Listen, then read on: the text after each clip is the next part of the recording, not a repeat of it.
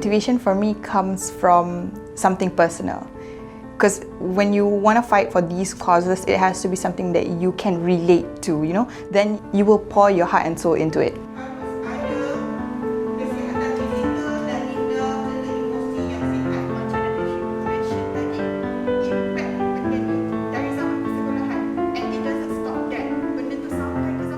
There was one friend of mine, Fazila. She was saying to me that growing up, she only knew that kain perca was the only way for a sanitary pad.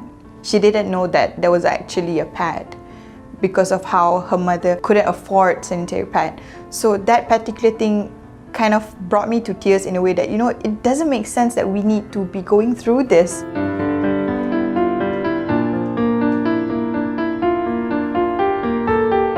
I started from Parlimen Wanita Muda, a program that gives a mock parliamentary session for 222 young women.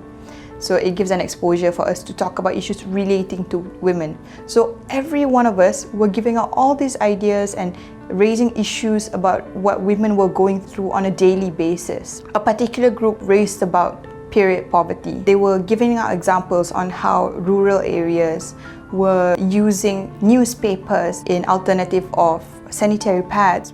They thought if I were to get pregnant, I won't have period for at most 9 months. I wouldn't need to buy pad. That's a saving for me. So they resort to that.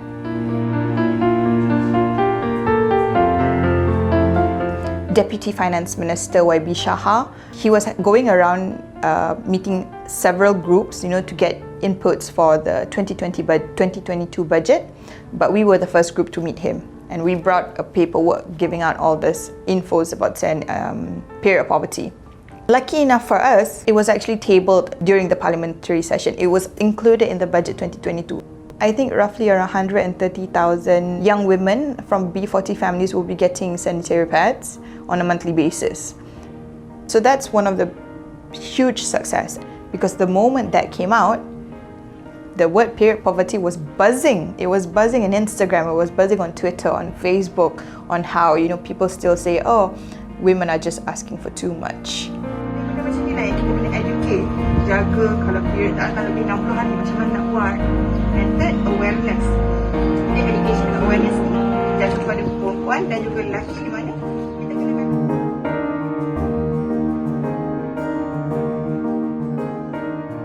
But what disappointed me more was that there were actually women who said that, you know, this is not a problem. Ish, why are you opening up stories about this? It's so embarrassing for us. So that's coming from my own gender.